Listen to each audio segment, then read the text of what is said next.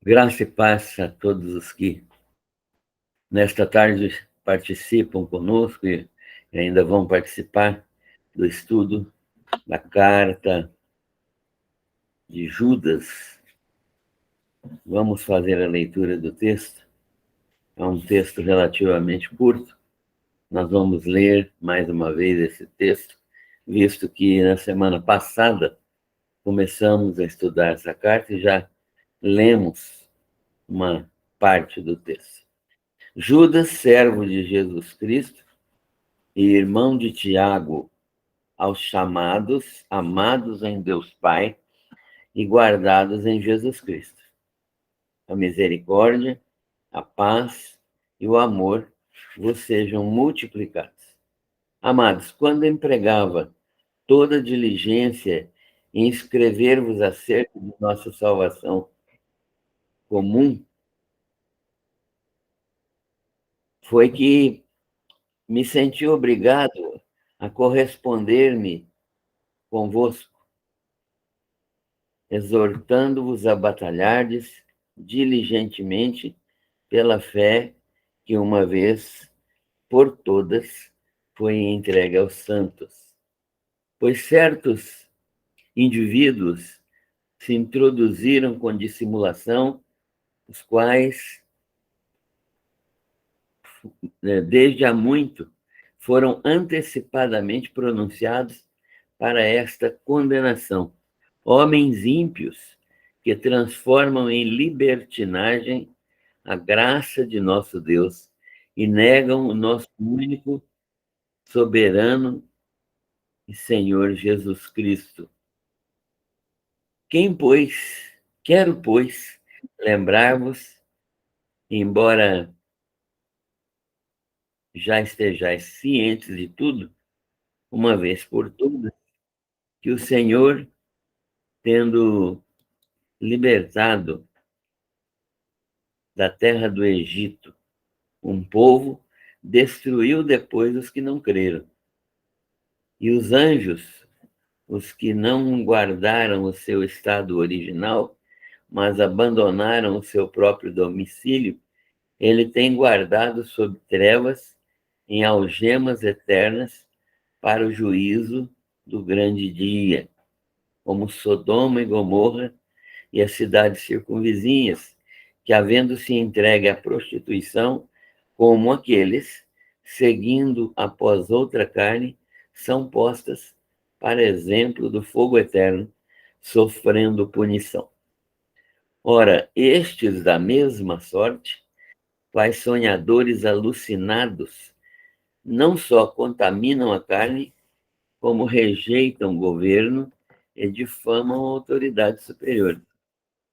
Contudo, o arcanjo Miguel, quando contendia com o diabo e disputava a respeito do corpo de Moisés, não se atreveu a proferir juízo infamatório contra ele. Pelo contrário, disse: o Senhor te repreenda. Estes, porém, quanto a tudo o que não entendem, difamam, e quanto a tudo o que compreendem, por instinto natural, como brutos, sem razão, até nessas coisas se corrompem. Nós estamos lendo a primeira carta, a carta de Judas, né? Primeira e única carta de Judas. Estamos no versículo 11. Ai deles, porque prosseguiram pelo caminho de Caim e, movidos de ganância, se precipitaram no erro de Balaão e pereceram na revolta de Coré. Estes homens são como rochas submersas em nossas festas de fraternidade, banqueteando-se juntos, sem qualquer recato, pastores que a si mesmos se apacentam, nuvens sem água, impelidas pelos ventos, árvores em plena estação dos frutos, destes desprovidas, duplamente mortas, desarraigadas, ondas bravias do mar que espumam as suas próprias sujidades, estrelas errantes para as quais têm sido guardadas a negridão das trevas para sempre. Quanto a estes, foi que também profetizou Enoque, o sétimo depois de Adão, dizendo: Eis que veio o Senhor entre suas santas miríades para exercer juízo contra todos e para fazer convictos todos os ímpios acerca de todas as obras ímpias que impiamente praticaram e acerca de todas as palavras insolentes que ímpios pecadores proferiram contra ele. Os tais são murmuradores, são descontentes, andam segundo as suas paixões, e a sua boca vive propalando grandes arrogâncias. São aduladores dos outros por motivos interesseiros. Vós, porém, amados, lembrai-vos das palavras anteriormente proferidas pelos apóstolos de nosso Senhor Jesus Cristo, os quais vos diziam que no último tempo haverá escarnecedores andando segundo as suas ímpias paixões. São estes os que promovem divisões sensuais que não têm o Espírito. Vós, porém, amados, edificando-vos na vossa fé santíssima, orando no Espírito Santo, guardai-vos no amor de Deus, esperando a misericórdia de nosso Senhor Jesus Cristo para a vida eterna. E compadecei-vos de alguns que estão na dúvida, salvai-os, arrebatando-os do fogo. Quanto a outros, sede também compassivos em temor, detestando até a roupa contaminada pela carne. Ora, aquele que é poderoso para vos guardar de tropeços e para vos apresentar com exultação, imaculados diante da sua glória, ao único Deus, nosso Salvador, mediante Jesus Cristo, Senhor nosso, glória, majestade, império e soberania, antes de todas as eras, e agora e por todos os séculos. Amém. Senhor nosso Deus, nosso Pai, como é bom estudar a Tua palavra e estarmos juntos, ainda que virtualmente, para meditarmos naquilo que o Senhor, por misericórdia, mandou que fosse escrito por meio do Teu Santo Espírito, inspirando homens santos que foram por Ele ordenados a escrever aquilo que o Senhor queria.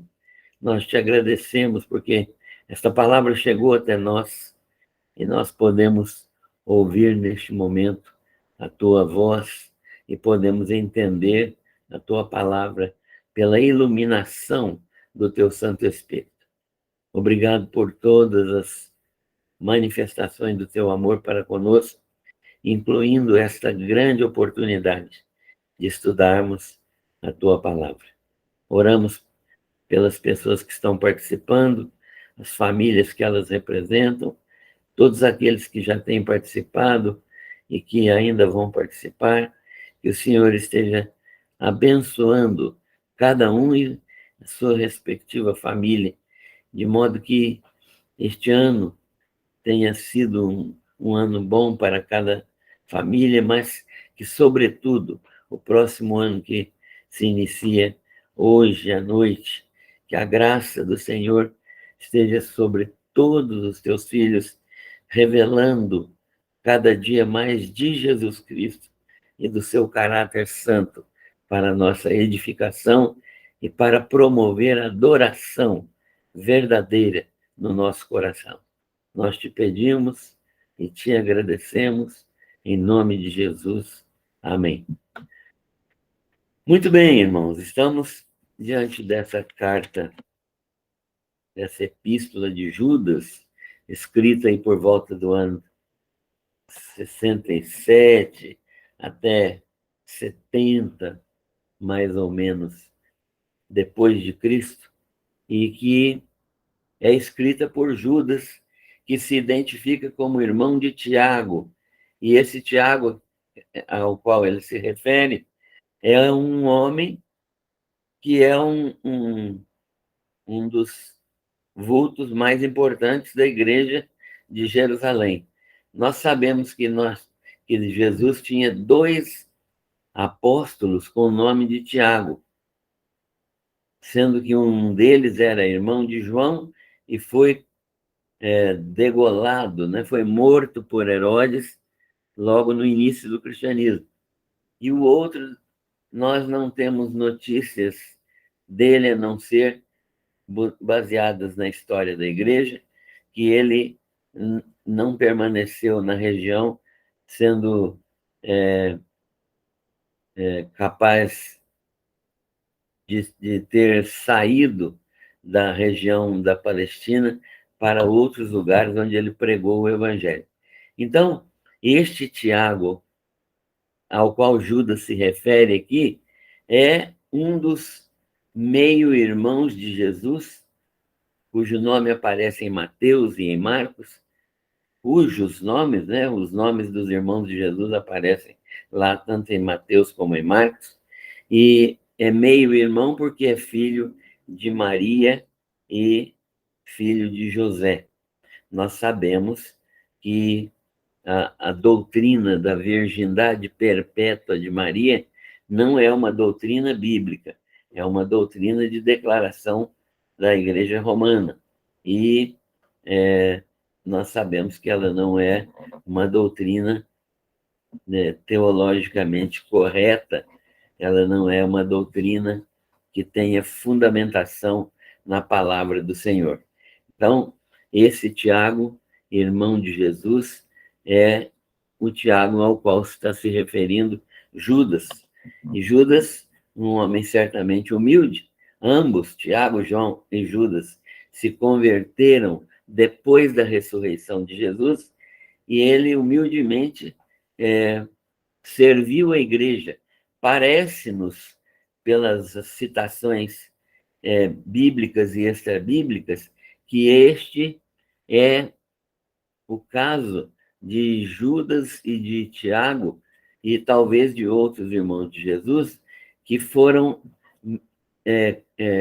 desenvolver um ministério ambulante, um ministério de pregação de igreja em igreja, né, como Paulo cita aos Coríntios, né, os irmãos do Senhor, que eles tinham direito a sustento e a levar consigo a sua esposa. E então parece ser este o caso de Judas, um irmão do Senhor que pregava o evangelho de casa em casa, de cidade em cidade. E esse ministério ambulante realmente existiu no primeiro século, de modo a propagar o evangelho também, conforme outros meios que o Espírito Santo utilizou. Essa carta foi escrita para defender a fé apostólica, porque o que é que estava acontecendo? Falsos ensinos que surgiam nas igrejas, avanços alarmantes, coisas que pareceriam absurdas no nosso tempo e que estavam já sendo divulgadas por uma forma incipiente de gnosticismo, né? Os gnósticos estavam ali lançando essa semente maligna. Havia 2 formas de gnosticismo. O gnosticismo ascético, se alguém quer ver o que é gnosticismo ascético, basta ler a Epístola aos Colossenses e vão ver lá no capítulo 2 e 3 a manifestação dos gnósticos ali, fazendo alusões a restrições alimentares, a cuidados dietéticos, a ritos do judaísmo, incluindo guarda de sábados, de cultos nas ruas novas, né? Cultos que eram feitos aos, aos sábados e mensalmente, e circuncisão. Então, tudo isso é um tipo de judaísmo que Paulo ataca frontalmente e que é baseado na, nesse gnosticismo, no ascetismo, né? Que é aquilo que as pessoas creem que tem força, né? Os ascetas, então, são aqueles que negam o corpo, que negam os apetites carnais e que dedicam isso a Deus, né? E o gnosticismo antinomiano, que é esse gnosticismo que está também em outras cartas, mas que Judas está atacando aqui. O gnosticismo antinomiano, ele pregava que o espírito é bom, a carne é má. A carne é um princípio, espírito e matéria são princípios eternos, em oposição, né? Então, esses dois princípios em oposição é, é quase que uma dualidade de deuses, né? Então, o Deus do bem e o Deus do mal. Ora, a Bíblia ataca frontalmente esta noção, porque a Bíblia diz que só há um Deus, né? E o único Deus verdadeiro é o Deus Pai de nosso Senhor Jesus Cristo, que se revelou, né, e que se manifestou no tempo e no espaço em Jesus da Galileia, né? Que se manifestou e que veio para salvar os pecadores e para manifestar a glória de Deus. Esse gnosticismo antinomiano dizia que, porque o corpo é matéria e que ele vai ser destruído, e que não há nenhuma ligação entre a matéria, e que é o mal, e o espírito, que é o bem, você pode fazer qualquer coisa que não afeta a sua salvação. Então, você pode praticar qualquer tipo de manifestação, qualquer tipo de sensualidade, e que isso não afetaria finalmente a sua salvação, porque você é espírito e vai evoluir para a salvação. Então, esse tipo de ensino é que estava sendo divulgado, e então Judas, querendo escrever uma carta aos irmãos, cujo conteúdo que ele imaginou fosse necessário, que era a doutrina da salvação, mas quando ele percebeu a situação da, das igrejas da região, ele ficou assustado e mudou o assunto, passou a escrever uma carta curta, mas uma carta com um teor de rechaço, de ataque frontal à doutrina dos gnósticos. É mais ou menos este o contexto da carta, e nós estudamos alguns versículos na semana passada, demonstrando que nós fomos chamados por Deus e fomos guardados em Jesus Cristo. Ou seja, nós fomos preservados por Jesus Cristo, somos preservados em Cristo para a salvação. É Deus quem nos guarda, é Deus quem nos chama, é Deus quem nos salva e é Deus quem nos preserva para a salvação. Tudo é operado por Deus na sua infinita misericórdia. E nós podemos esperar essas manifestações do amor de Deus, porque Deus é imutável e é fiel. Então, ele usa uma expressão amados, né? Significando com isso que aqueles irmãos eram irmãos conhecidos e queridos. E ele está escrevendo para corresponder-se com eles, exortando-os a uma atitude, a batalhar diligentemente pela fé que uma vez por todas foi entregue aos santos. Então, existe um corpo doutrinário, segundo Judas, que é um corpo doutrinário imutável. É um corpo doutrinário que não pode ser alterado, nem para mais, nem para menos. Esse corpo doutrinário, esse sistema doutrinário, é a fé viva que uma vez foi entregue aos santos. Então, nós temos no Novo Testamento pelo menos 3 conceitos de fé. A fé pessoal, individual, que é necessária, que é um dom de Deus para receber a graça da salvação. Esta fé é uma fé que vem ao nosso coração pela ação do Espírito Santo e da palavra de Deus e nos permite receber os benefícios da obra salvadora de Jesus Cristo para a nossa redenção.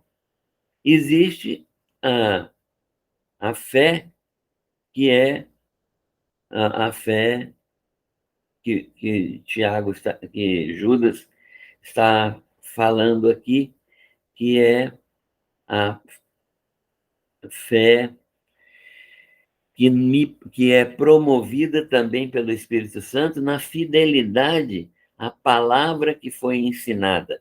Então, é um corpo doutrinário, é a doutrina. Se a gente fosse traduzir por uma palavra mais fácil, é a doutrina, também é fé. Qual é a fé sua? Qual é a fé que você defende? É a fé evangélica.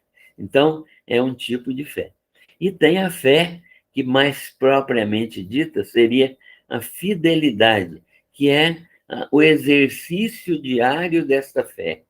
O exercício diário dessa fé é a fidelidade. Então, essas 3 situações são encontradas como sinônimas no Novo Testamento, mas elas têm algum significado um pouco diferente, embora todas elas se relacionem com a confiança plena no Senhor Jesus Cristo como nosso único e suficiente Salvador.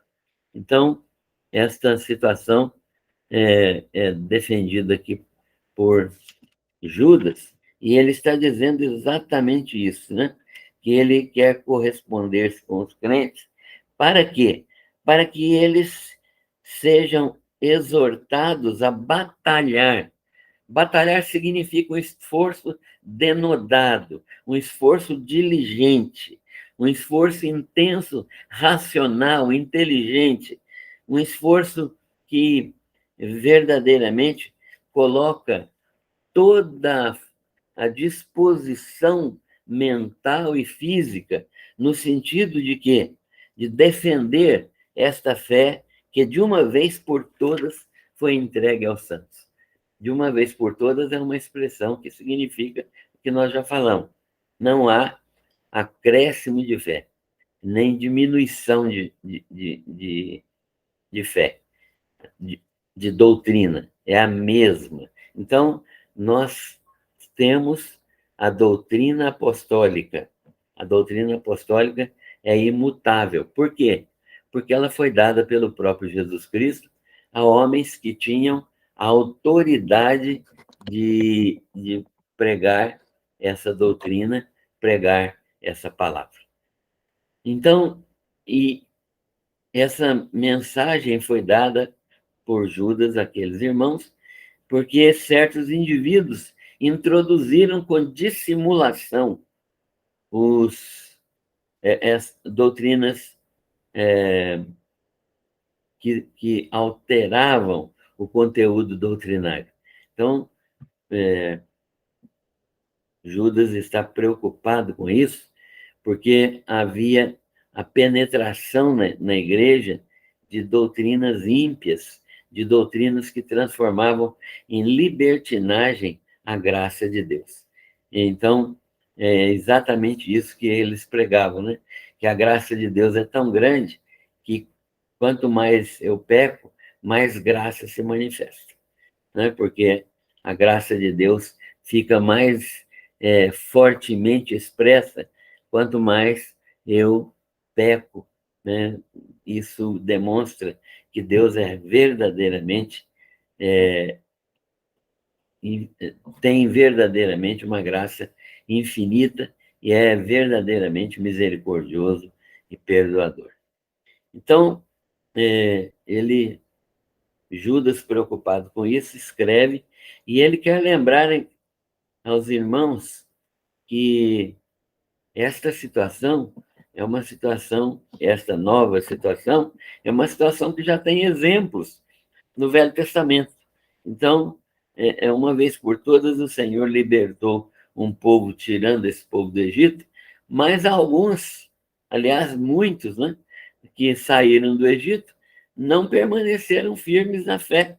E eles, então, foram mortos por Deus durante 40 anos no deserto, até que daquela geração que saiu do Egito, não sobrou ninguém, exatamente porque Deus destruiu aqueles que não creram. Deus permitiu que eles fossem morrendo. Não é que Deus destruiu no sentido de que ele chegou e matou a todos, mas ele usou o próprio tempo no deserto para que eles morressem. E outra situação é dos anjos, que não guardaram seu estado original, ou seja, Deus criou os anjos, mas quando eles abandonaram seu próprio domicílio, quando eles seguiram a Satanás na rebelião que Lúcifer promoveu no céu, né? Lúcifer promoveu uma rebelião contra Deus no próprio céu, porque ele queria ser igual a Deus, né? E ele foi transformado no príncipe das trevas, do Satanás. E ele levou consigo milhares de anjos. E esses anjos não permaneceram no seu estado original.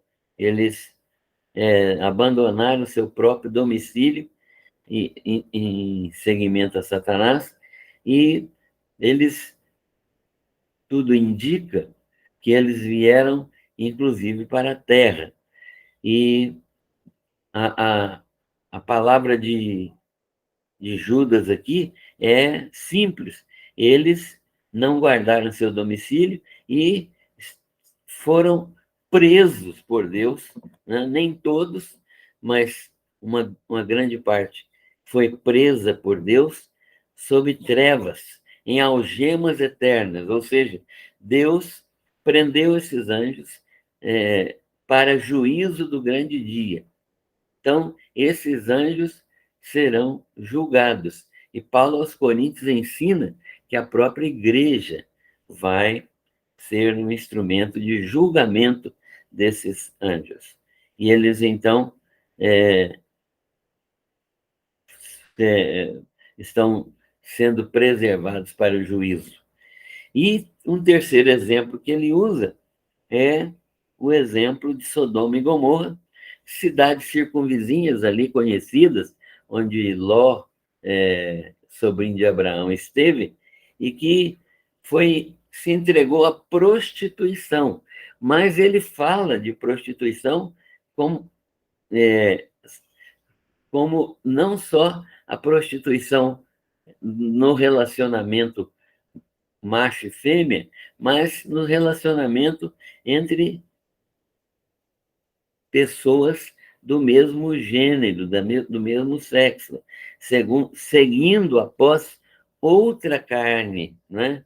Então, a insinuação aqui, a insinuação não, a citação aqui é de homossexualismo.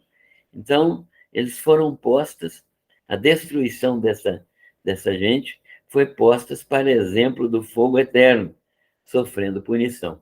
Então, a punição de Sodoma e Gomorra é um preâmbulo do sofrimento no inferno, né, que muita gente nega, inclusive hoje, autores chamados evangélicos têm negado a existência do inferno e da punição eterna.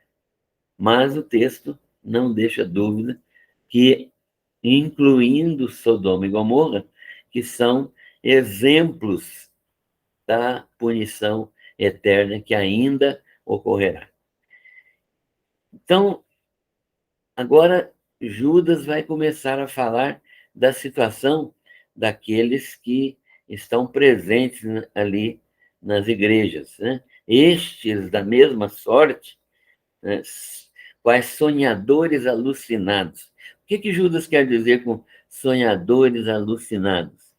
Ele quer dizer que pessoas que tiram da sua própria cabeça doutrinas, corrompem, heresias que vêm da própria cabeça das pessoas, ou do mau entendimento, ou do entendimento determinadamente maligno, né, que eles tiram das suas próprias cabeças, né? Então, eles são sonhadores alucinados, heréticos, ou que tiram de suas próprias cabeças essas alucinações, ou deturpam a palavra de Deus, ou são inspirados pelo próprio Satanás, e talvez até as três coisas juntas, né?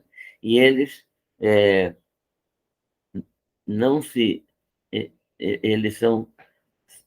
Não só eles são sonhadores alucinados, como eles contaminam também a própria carne, né? O seu próprio corpo, rejeitam as autoridades, não respeitam as autoridades eclesiásticas, aqueles irmãos que foram colocados como líderes das igrejas, e às vezes até a própria autoridade da palavra de Deus, do Evangelho, difamando autoridades superiores, ou seja, falando mal de autoridades superiores, como eles faziam com Paulo, como eles faziam com Pedro, né? Então, Judas está se referindo a esta situação, e também aqueles que difamavam o próprio Jesus, negando muitas vezes a sua divindade. Mas Judas usa uma expressão, uma história corriqueira que no seu tempo era muito comum ali. Ele diz que o arcanjo Miguel é um exemplo do contrário, porque quando ele contendia com o diabo e disputava a respeito do corpo de Moisés, ele não se atreveu a pronunciar juízo infamatório contra o diabo. Pelo contrário, ele disse: o Senhor te repreenda. Essa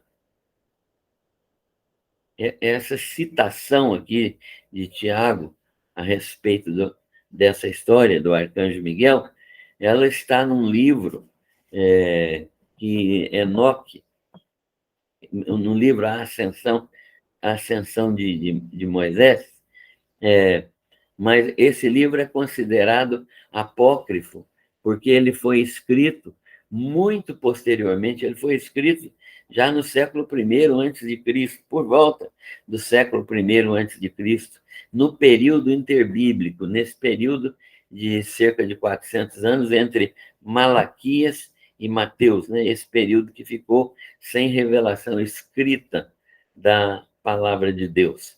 Então, esse arcanjo Miguel, quando contendia com o diabo, é aquilo que nós estamos falando aqui, que foi manifestado, era uma história comum. Os rabinos desenvolveram essa pregação e eles falavam que verdadeiramente o diabo, a Bíblia diz que o diabo foi sepultado pelo próprio Deus, que Moisés foi sepultado pelo próprio Deus. E parece que Deus utilizou-se do arcanjo Miguel para fazer essa operação. E o diabo questionou o domínio do corpo de Moisés. Ele queria, né, acusando Moisés de homicídio, né, acusando Moisés de falhas, de mentira. Então, ele queria o corpo de Moisés para si. Mas o arcanjo Miguel não se atreveu a utilizar juízo infamatório contra Moisés. Não levantou a voz, nem falou palavras sem respeito, nem fez aquilo que esses homens da igreja onde Judas está faziam, né? Infamando e se levantando contra os governos, rejeitando as autoridades. Pelo contrário, o Miguel disse: o Senhor te repreenda, né? Então, demonstrando que há um princípio de autoridade no universo e que nós precisamos respeitar, porque Deus é finalmente a maior autoridade que estabeleceu todas as outras autoridades secundárias.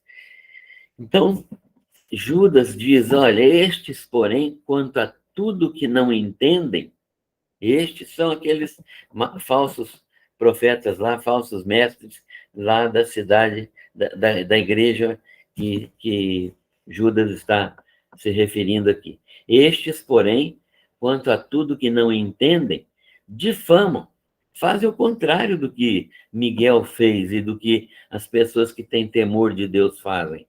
E quanto a tudo que compreendem, por instinto natural, como brutos, sem razão, até nessas coisas se corrompem. Então, eles respondem mal, negam a autoridade, corrompem os seus, o seu relacionamento com as autoridades e tratam de desrespeitar sistematicamente as autoridades, constituindo-se a si mesmos autoridades, porque ensinam coisas erradas e querem que as pessoas sigam os seus ensinos. Então, essas pessoas vão receber punição. E Judas começa a descrevê-los e a dizer: ai deles, eles que tomem cuidado, ai deles, significando que eles estão num caminho perverso e vão ser punidos, porque prosseguiram, né, pelo caminho de Caim. O que é o caminho de Caim? Né? O caminho de Caim é o caminho da rebelião contra Deus, né? A rebelião contra a autoridade divina. Esse é o caminho de Caim, que foi assassino e matou e que não cultuava a Deus do modo como Deus é, estabeleceu. Então, ele prosseguiram pelo caminho de Caim e, movidos de ganância, precipitaram no erro de Balaão. Qual é o erro de Balaão? O erro de Balaão foi ter desobedecido a Deus quando Deus lhe mandou pregar, quando Deus lhe mandou falar o que devia ser falado para o povo de Israel. Ele foi alugado por Balaque, rei dos Moabitas, e Balaque então pagou a ele para fazer uma profecia contra os israelitas. Então, o seu erro foi ganância, o dinheiro, né? Profecia por dinheiro, profecia comprada. E pereceram na revolta de Coré. O que que aconteceu na revolta de Coré? Eles se levantaram contra a autoridade de Moisés e Deus matou todos aqueles que se levantaram contra a autoridade de Moisés. Então, é um triplo castigo que está aqui registrado, né? Caminho de Caim, a ganância de Balaão e a revolta de Coré. E a rebelião contra Deus, a ganância financeira por dinheiro e desobediência a Deus, e a revolta de Coré contra a autoridade de Moisés, que é finalmente a autoridade do próprio Deus. Então, Tiago, Judas está dizendo, olha, esses homens têm exemplos graves na própria palavra. Se eles querem saber o que vai acontecer com eles, basta que eles conheçam a palavra. Estes homens são como rochas submersas em vossas festas de fraternidade. O que Judas está querendo dizer aqui? As festas de fraternidade eram jantares ou almoços que eram servidos durante a comunhão, durante a ceia do Senhor.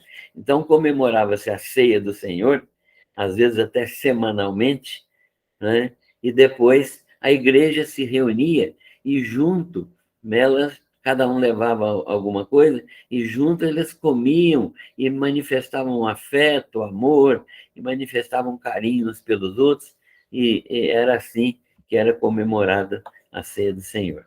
Porém, esses homens se infiltravam nessas festas e ali liberavam comida, eles se empanturravam de comida e bebida e eles até manifestavam carnalidade, sensualidade, passando a ter conduta imoral nessas festas, até sexo nessas festas.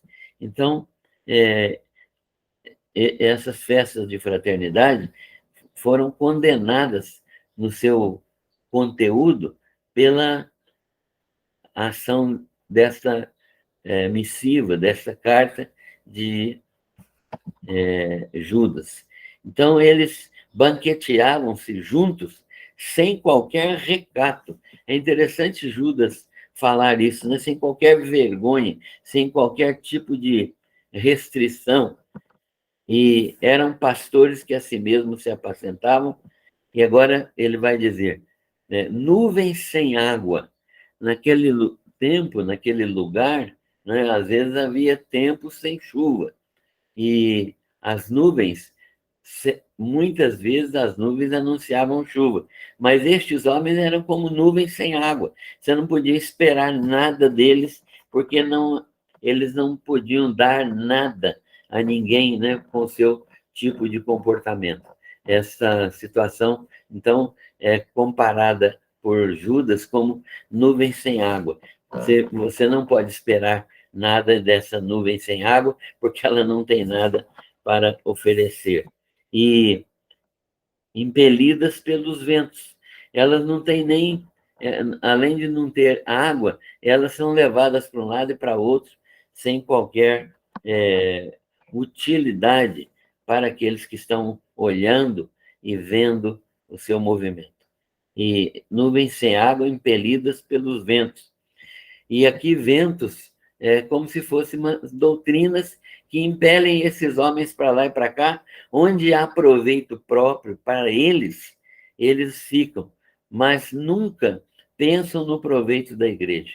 Então, são pessoas, homens que são falsos mestres, mas que tiram proveito dessa situação na sensualidade e para proveito próprio nesta situação. Árvores em plena estação dos frutos, destes desprovidas. Não havia frutificação. E isso me faz lembrar a figueira que Jesus mandou que morresse, que secasse, porque ele foi até ela e ela estava desprovida de frutos, embora estivesse cheia de folhas. Isso revela que verdadeiramente Jesus esperava que a nação de Israel estivesse frutificando, mas ela não estava. Então, mais ou menos a mesma figura Judas está usando aqui.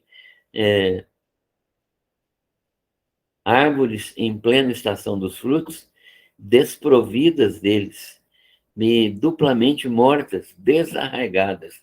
Elas foram arrancadas das suas raízes, né? Desarraigadas aqui significa que elas estão mortas, nem frutificam e nem estão enraizadas. Perderam a frutificação porque perderam a própria raiz.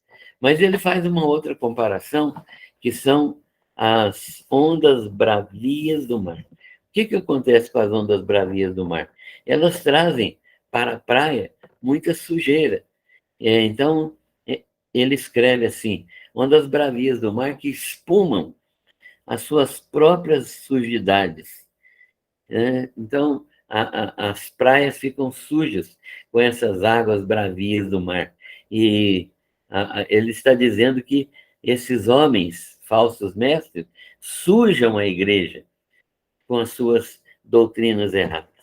E ele fala também de estrelas errantes, para as quais tem sido guardada a negridão das trevas para sempre. Estrelas errantes aqui pode se referir a cometas ou a planetas que naquele tempo eram vistos às vezes uma vez só e não se tinha nenhum aparelho que permitisse a vista mais contínua.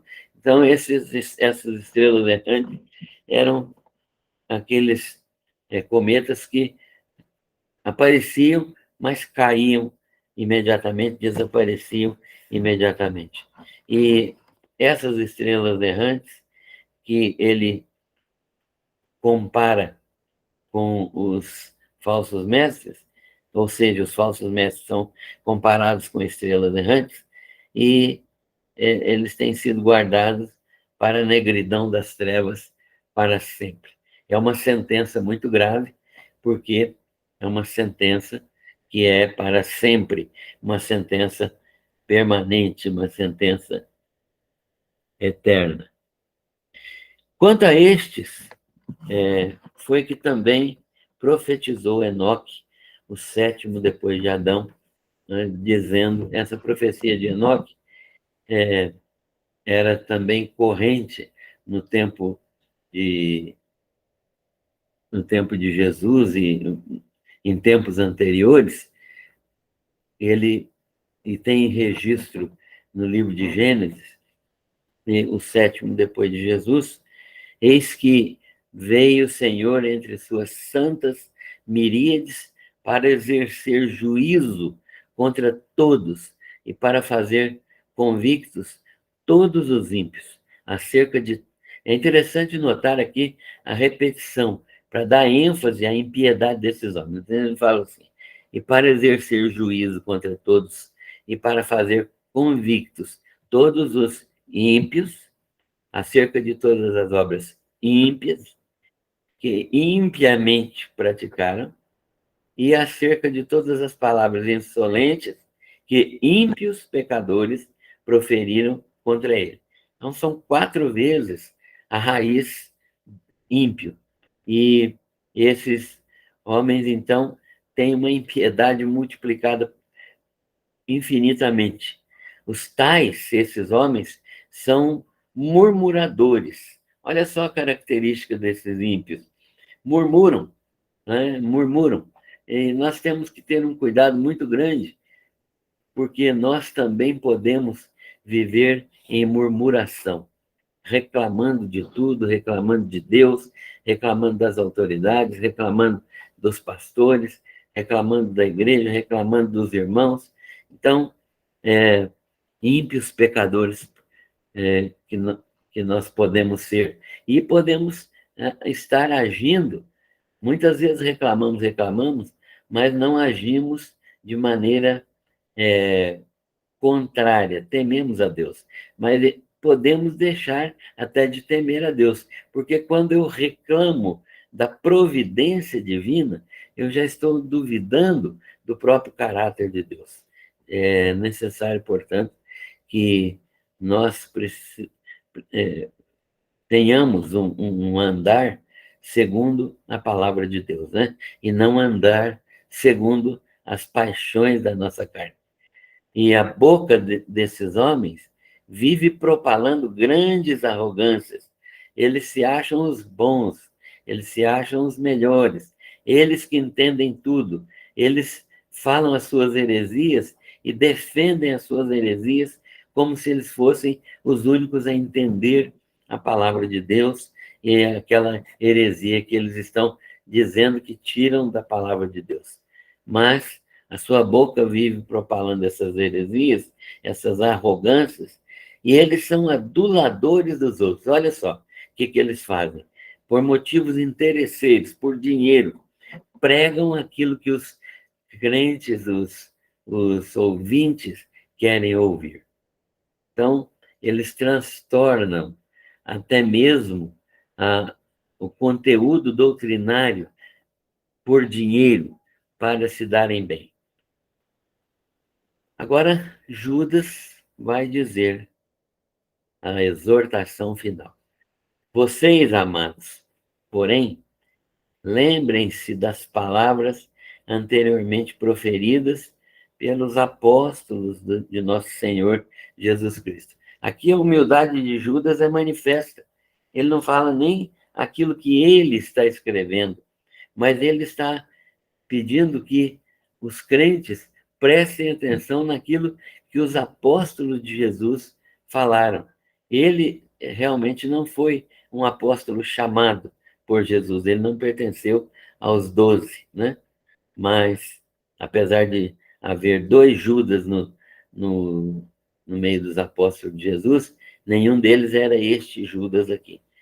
E os quais os apóstolos diziam que no último tempo haverá escarnecedores, andando segundo as suas ímpias paixões.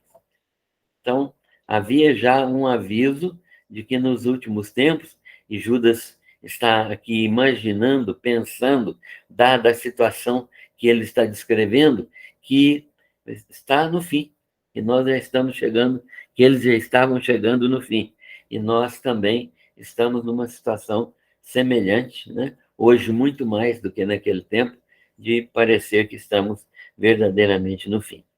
Quem são estes? Estas pessoas são os que promovem divisões sensuais, que não têm o espírito. Eles estão no nosso meio, mas eles não têm o espírito. Vocês, porém, irmãos, edificai-vos na fé, sede edificados na fé santíssima, né? Permaneçam nesta fé que foi ensinada pelos apóstolos. Permaneçam nesta fé para a qual eu estou exortando vocês. Permaneçam nesta fé santíssima, orando no Espírito Santo. O que é orar no Espírito Santo? É ir para o monte de noite, de madrugada, ver fogo caindo, etc. Não, orar no Espírito é orar de acordo com a palavra de Deus, orar em todo tempo, né? Nós podemos orar mesmo sem estarmos no templo ou num lugar especial, podemos orar em todo tempo, e orar no Espírito significa também andar em obediência à palavra, porque é uma demonstração de fé à obediência. E sejam guardados no amor de Deus. Deus vai guardar vocês no amor dele, mas vocês também precisam amar a Deus. O amor do cristão e o amor de Deus são amores recíprocos, no sentido de que o amor de Deus promove o amor do crente, promove o amor do crente a Deus e aos outros crentes, e é preciso que ele seja praticado. O amor de Deus, então, promove essa prática do amor cristão. E esperando sempre, com essa esperança bendita, que Deus vai manifestar misericórdia na nossa vida, essa misericórdia do Senhor Jesus, que finalmente vai nos conduzir à vida eterna. Então, ele está dizendo que nós temos que manifestar a vida eterna que já está em nós, porque ela nos é garantida pelo Espírito Santo de Deus. E tenham misericórdia, compadeçam-se de alguns que estão na dúvida. Aqueles que vocês percebem que estão na dúvida, vão até essas pessoas e falem com eles, exortem eles, acompanhem eles salvem eles, não no sentido de produzir salvação, mas tirem eles da situação, né? Tirem eles do fogo, né? Arrebatem eles do fogo, né? Façam alguma coisa por eles e exortem eles a saírem dessa situação e sendo compassivos em temor e tomem uma atitude dramática, drástica. Detestem até a roupa contaminada pela carne. É um exagero, né, de linguagem para demonstrar o quão corrupta é esta situação e que nós devemos evitar qualquer tipo de contato com estes falsos mestres, né? Devemos ajudar os que estão na dúvida, mas não ter contato com os falsos mestres, aqueles que claramente já se afastaram e já se corromperam e estão fora do Evangelho. Então, isso é o que Judas está nos ensinando aqui. E agora ele vai encerrar com uma bênção e com uma doxologia, né? Uma manifestação de louvor. Ora, aquele que é poderoso para vos guardar de tropeços. É Deus, né? Guardar de tropeçar. E para vos apresentar com exultação, imaculados diante de sua glória, ao único Deus, nosso Salvador. É interessante notar que ele chama Deus de Salvador. No Velho Testamento, Deus também é chamado de Salvador. E sede também compassivos em temor, não, o único Deus, nosso Salvador, mediante Jesus Cristo, e ele chama Jesus Cristo de Senhor nosso. Então, não é que ele trocou os títulos, mas é que ele está dizendo aqui que Deus e Jesus Cristo são Deus da mesma natureza. Jesus Cristo não é um Deus inferior. Jesus Cristo é Deus, assim como o Pai é Deus. Então, o único Deus, nosso Salvador, mediante Jesus Cristo, Senhor nosso, a eles, então, glória, louvor, exaltação, né?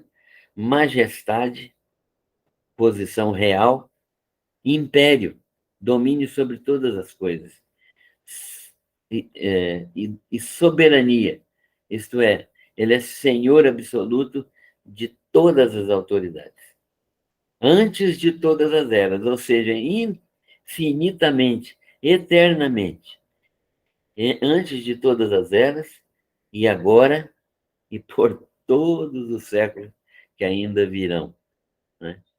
Então, esta é a palavra final de Judas aqui na sua carta. Então, nós aprendemos muita coisa aqui sobre a situação última da igreja, né, hoje, que é uma situação bastante semelhante àquilo que nós estamos vendo nesta carta de Judas. Nós rogamos a Deus que nos abençoe na compreensão desta mensagem, e nós deveríamos ler Judas mais vezes para nos abençoar com a sua leitura e nos exortar a uma vida de santidade.